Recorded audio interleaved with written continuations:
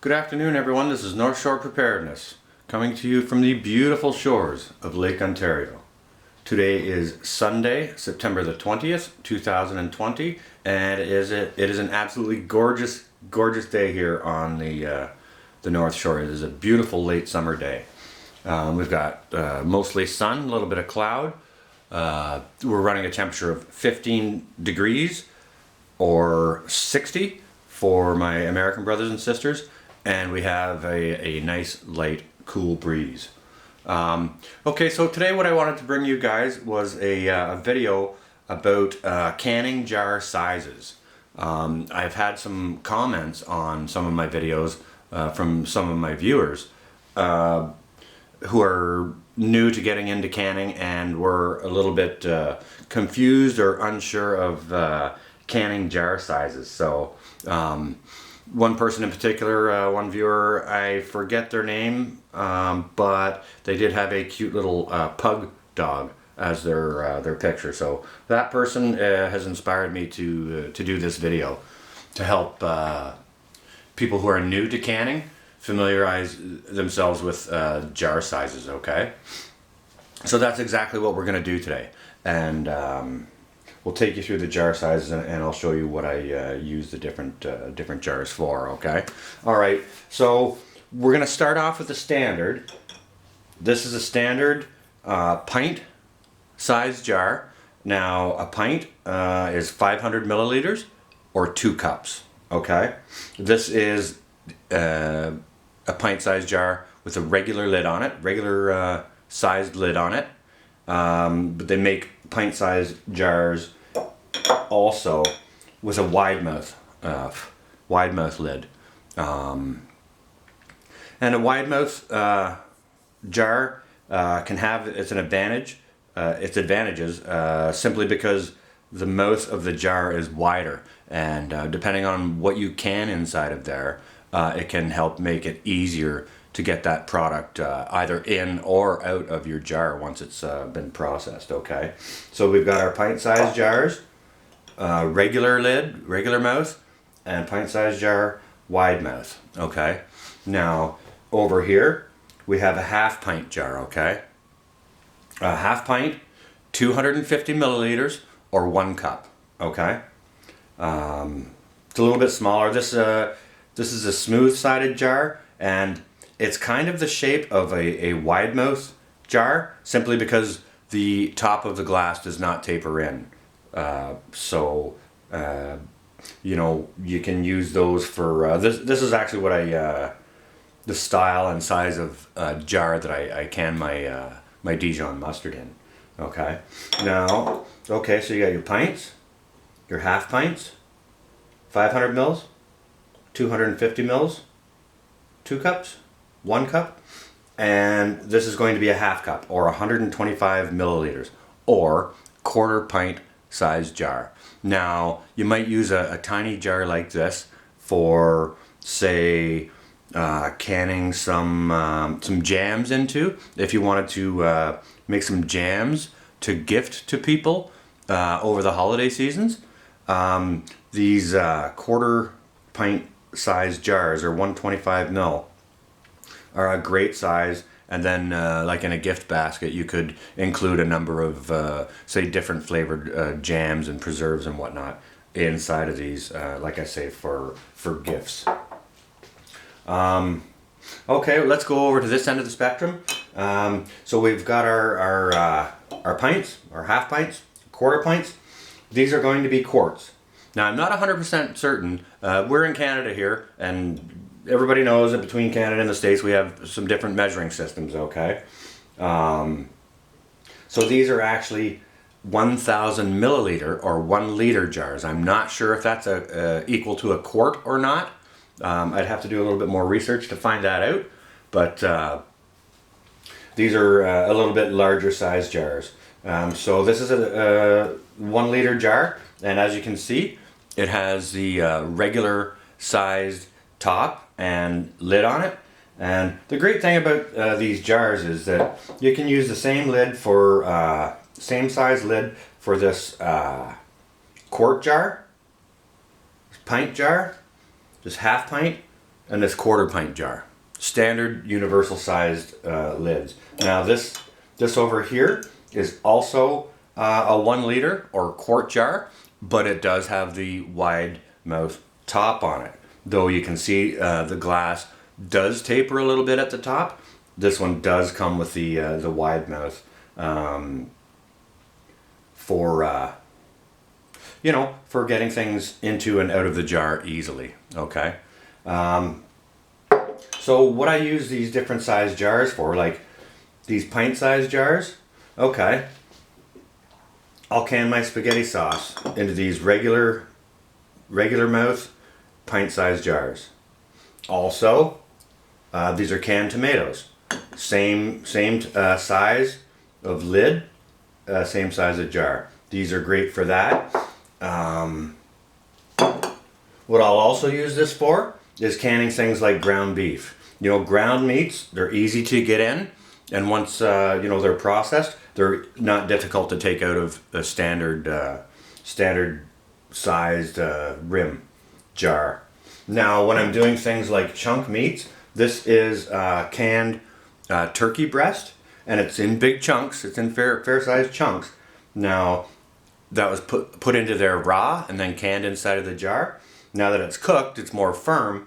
If I put that into these regular sized opening jars, it might be difficult to take that out. So I like to use these wide mouth pint sized jars for things like chunk meats, chicken breast, turkey, chicken thighs, things like that. This one here, like I said, I do my mustard in those. Tomato sauce in these. Turkey chunks in these.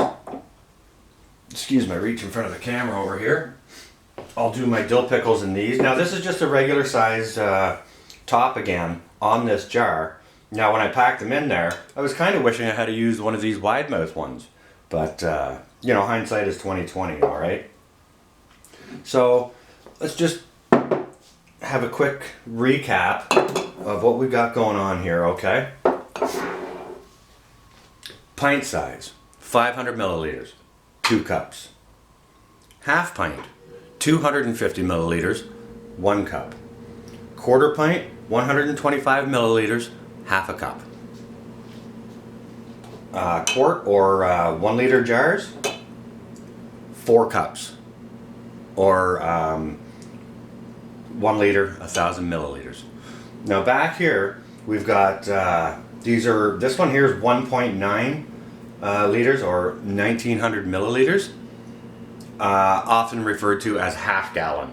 Now, what these are great for, and these come in with the wide mouth tops on them. What these are great for is I use these for oven canning, my rice and beans, things like that.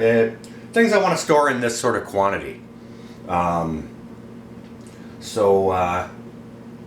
There's that kind, this kind over here. Now this one in particular, this is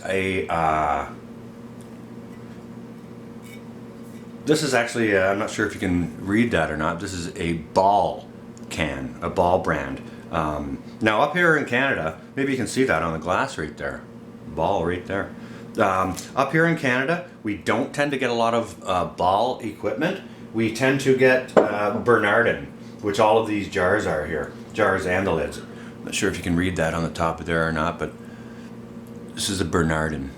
So that's mostly the products that we get up here in Canada is the Bernardin. But Ball makes great equipment too. They're like you know, sort of the industry standard down in the States. You'll find more of that down there than you'll find of these Bernardin containers. Now, I was at Canadian Tire today, and so I found a sale. They still have a sale on some jars. They have these half pint jars or 250 milliliter. I'm not sure if you can read that on the camera or not, but you'll see that yes, this is a Bernardin brand, like I say, which is more popular up here in Canada. And you know, I was at Canadian Tire because I needed a new coffee grinder to grind my seeds and spices in. So I was over there, found a sale on these. They have a sale on these, which are these, and they have a sale on these, which is great. I think they were like 12 bucks a flat, and these ones here, you can see they come in a flat of 12, right? Now, these ones come in flats of 12, these 12, 12, also 12 for these. Now, these half gallon or 1.9 liter jars, when they sell a flat of these, they come in flats of 6, just because they're so big, right? Now, the sale at Canadian Tire today on these was, I think it was like $23 or $24, which I've never paid for a half a dozen half gallon jars. I thought that was ridiculously expensive, so I didn't get any. I've been paying about $13 to $15 for my flats of these, so I will not be taking advantage of the sale over at Canadian Tire on those. I'm not sure if you can see over here, if it's in the frame or not, but if you can see it, yes. I found yet another sale on half off on sugar, so I went out and I got myself another near 85 pounds to put into the pantry. Now, for those of you who are new to getting into canning, I strongly advise you, do your research on the safety precautions for canning. There's lots of great videos and books out there. Here's a good book I picked up today. This is a Bernardin Guide to Home Preserving. Now, this is this year's edition of this. This is an older edition from about 15 years ago. It'll have the same information. This one will likely have some updated recipes on that. So it's great to have hard copies of your cookbooks, canning information. Just in case your power's out and you can't look online to check that out. Now this here, I'm not sure if you can read that or not. This is the Farm Journal's Freezing and Canning Cookbook. Old books like this are great. You may get old recipes in here that you might not find these days. Now this one here, I was looking through this and I saw that this edition here began in 1963, and it appears that this is the 1978 edition of this particular book. But I mean, okay, so you got your Bernardin one. The jars are Bernardin. You can see on here, it's the Bernardin brand of book for your recipes and guides. Ball is the industry standard in the States. They also have a great website and print wonderful books on canning and preserving as well. And the Amish has Amish canning also has great books and likely a website. I haven't checked that out yet, but for all of you who are new to canning, I wanted to just explain the jar sizes for you, so to help clarify that a little bit for you, okay? So that's what I've got for you guys for today. I hope everyone's staying well and safe, and if you've got any questions or comments, please leave them down below, and we'll talk more about it, okay? This is going to be North Shore Preparedness. Out for now. Stay well, all.